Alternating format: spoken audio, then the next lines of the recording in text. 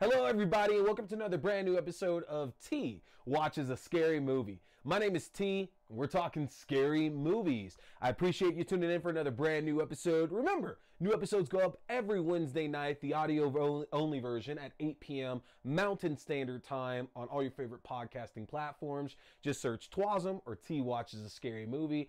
And if you want the video version so you can see my face as well as clips during the show itself, you want to make sure you're subscribed to the video version on the YouTube page that goes up every Wednesday night at 8:30 p.m. Mountain Standard Time at youtube.com/C/Theron Reynolds Scary Movie. Again, that's youtube.com/C/Theron Reynolds Scary Movie.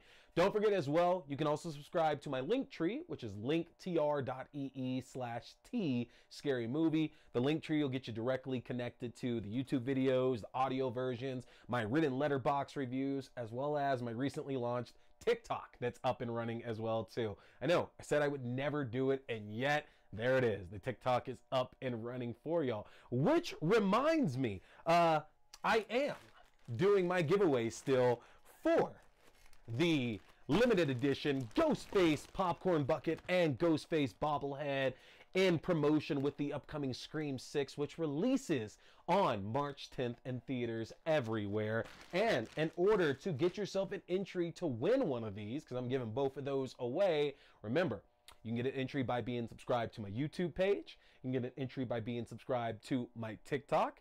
You can get an entry by sharing this video, by sharing this time crimes review tonight that I'm going to be doing. You share this video, that'll get you another entry. And let's throw another one on there as well. Hit the comments below. Tell me your favorite movie about time travel. And I know a lot of you are probably going to put Back to the Future. That's okay. But in the comments, hit me below with your favorite movie about time travel. That will get you another entry. I'm going to be doing the drawing for both of these prizes on March 8th. So get yourself as many entries as humanly possible between now and then. And March 8th on the show, I'm going to go and draw two winners to win the plushie and to win the popcorn bucket. I'll send it off to you. You don't have to worry about shipping at all. That's on me at that point now. But the only way you can be entered to win is if you're following me on YouTube, you're following me on TikTok, if you're sharing this video, and if you comment here on this review for tonight's movie, Time Crimes, about what your favorite time travel movie is. So don't delay. We got a lot of people already entered in this here, and I want to make sure everybody has a chance to win. Hey everybody, looking for a great way to stay up to date on horror news as well as read the best of articles on anything scary out in the world right now? Then you need to head over to the Fangoria shop and get yourself a subscription. If you go to shop.fangoria.com/AXDEW, you can use my own personalized 20% discount to save 20% off on Fangoria magazine subscriptions, as well as 20% off any other items in their fantastic shop. This is a great deal. If you've ever been wanting to get yourself a subscription, now is the time to do so. Head to shop.fangoria.com/AXDEW. So with that said, we're going to jump right into things. Like I said, we are going and reviewing the movie Time Crimes tonight. Now, you wouldn't be remiss to think that there's far more horror films out there featuring time travel than there actually are. If you think about it, how many times in high-profile action, science fiction, comic book movies, etc., do characters actually give those throwaway lines about how they're going to go back in time and they're going to rid the world of its greatest monsters? It happens all the time in movies. Yet outside of a handful of films, it's just not something that you see. Time travel being in a horror movie, that is. And even when we do, it's likely not in the way that you would expect. For example, recently we had Christopher Landon and Scott Lobdell's fantastic Happy Death Day franchise. You had Happy Death Day and Happy Death Day 2 You. Told a story about this college girl Tree who was forced to relive the same day over and over and over, being continually hunted and killed every single time. Now, even then, the time travel itself wasn't exactly the focus of the film. And that's definitely part of the pull here of Nacho Velagno's Los Cronocrímenes.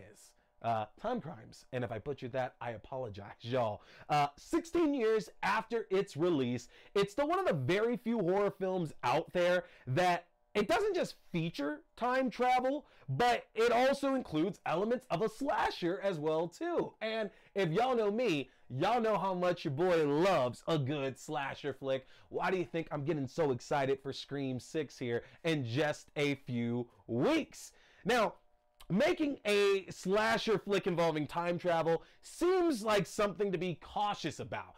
If only because of the fact that when you compare it to like a normal slasher film, your choices for who that killer is going to end up being are pretty limited. And we know that's typically the pull of a lot of slasher flicks, is trying to figure out who's the one that's actually killing all the victims. And sometimes, if we're going back to like the days of the 70s and like the early 80s, sometimes we know who it is right off the jump. That's not actually the pull of the movie itself. But these days, most of the slashers we get are very much whodunit, of trying to figure out who's behind that mask. And Time Crimes definitely doesn't fall into that kind of story to where we're trying to figure out who that killer is. That's not really the big part of the movie itself. Our protagonist, Hector, is a middle-aged man going about his day, spending time in his backyard when he notices a young, naked woman off in the woods, not far off from his home, and he goes to investigate. A decision that will ultimately lead to one of the worst days of his life. Hector unfortunately becomes a bit of a pawn in something bigger as he becomes an unknowing participant in a time travel experiment. Yeah, don't you hate when that happens, when you see somebody naked off in the woods next to your house, and because you go in and try to see what's going on, you end up going in a time traveling machine? Hate that shit. I can't stand it when that goes down. It was incredibly interesting following Hector's journey over the course of these couple of days, because when our assailant does show up in pursuit of him, we don't know what the motivation is, but it's fairly easy for us to assume the identity of who this person is. We're not even getting that far in the film. It's fairly easy to assume who this person actually is. And surprisingly, knowing that doesn't really hurt the film, because like I said just a little bit ago, the story isn't about figuring out who's behind like all the destruction and madness and mayhem that's going on. It's more so about the events leading up to the terrible choices that's being made by so many people in this film.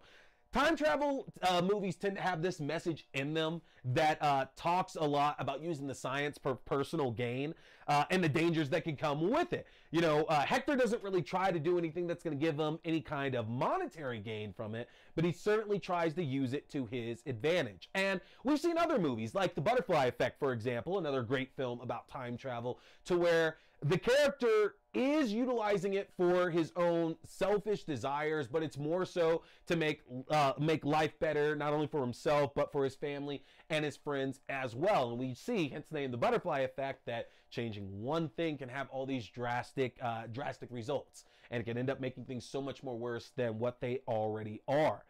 And we follow the story of Hector's deteriorating mental state as he's witnessing everything that's going on around him. A lot of time in time travel movies, I feel like it's easy for the characters to just accept what they're seeing and go along with what's happening. I mean, of course, there's always these rules that they're expected to follow. You know, like don't run into yourself, don't talk to yourself, don't do this, don't do that. And they tend to follow them. You know, obviously we get a movie or two where they don't do that and things go incredibly badly, and that's the whole movie, is them trying to fix that.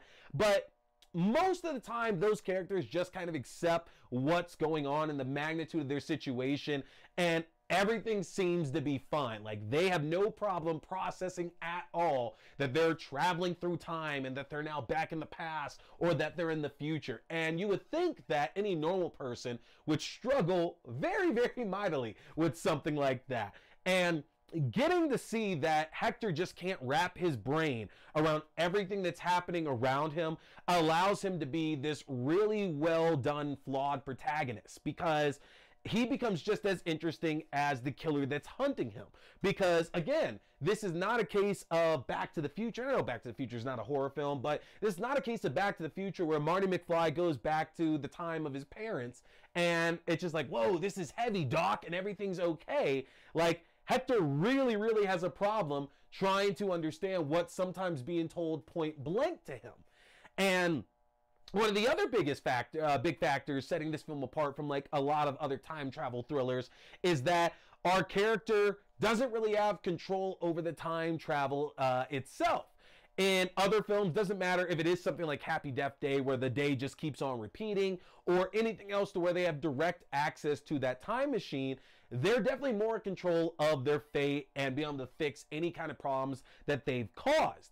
And Hector does get a very small opportunity for that, to like try to like put a stop to everything that's going badly for everyone at this point.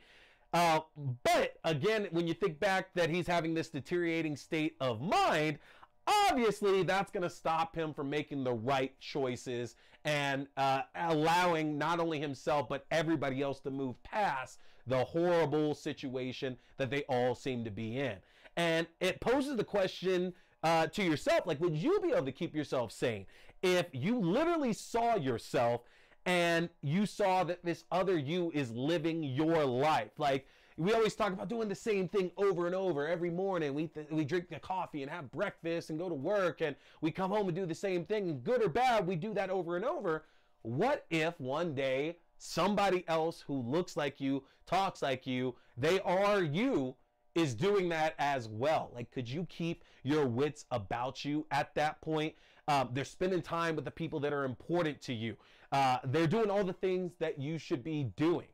Hearing the science behind that, is that really going to comfort you at all? Or would your mind just break seeing somebody that's walking around in your shoes without having the slightest idea if you could really get your life back? Really something to think about there. Another big triumph for Time Crimes is that the questions it makes you think of all have to do with the immediate setting. Whether it's for Hector or whether it's us as the viewer, it's not as simple as taking a trip back in time to the 50s or going to the future to see your kids. There are bigger things at stake, and we're only just focused about the immediate time right now, like within just a time span of a few hours here. That's all we're focused on. And a lot of times I think it's easy to talk about time travel and immediately think about stopping these wars and stopping these killers and stopping all these terrible things that have come to light in our world. And for better or worse, that works a lot of the time.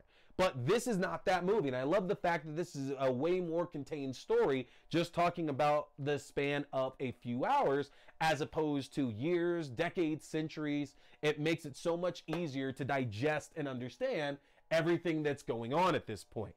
Now, the tragedy of all this is that Hector didn't really choose for any of this to happen. You know, like I said, he's a guy that's just sitting in his backyard and sees a naked woman off in the woods, and he decides to go investigate. And I realize that's not particularly original. Usually, though, the person that this might be happening to is somebody who needs to learn like this big life lesson, and they need to change their ways. They're conceited or something along those lines, not appreciating things they have. But Hector's biggest character flaw at the beginning of this film is that he doesn't actually want to go to the store to go shopping. That is his biggest flaw that we can see here at the start of everything. So he's very different from a lot of other protagonists in time travel films that we see, because there's not really a lesson to be learned at the beginning of this. Of course, there is a lesson to be learned by the end of this film, but at the beginning, Hector is not so much a flawed character who has anything to gain or anything to lose. Well, anything to gain and much to lose from traveling through time. And the thing about it is that they punish him so much in this movie, because when he's presented with these choices that he can make that can make things better or worse for him, he continually seems to make the wrong choice. And that said, it needs to be made clear that regardless of what I'm saying about him, Hector is ultimately not a saint. He's going to do a lot of things throughout the course of this film that shows us that, yeah, he is flawed, but we just don't see that at the beginning. Like, if this time travel journey never had happened, then we would never have to have these kind of thoughts about Hector, not in the negative light that we do see it in. And regardless of the circumstances that Hector finds himself in, he still makes these terrible decisions that hurt quite a number of people as the movie keeps going on.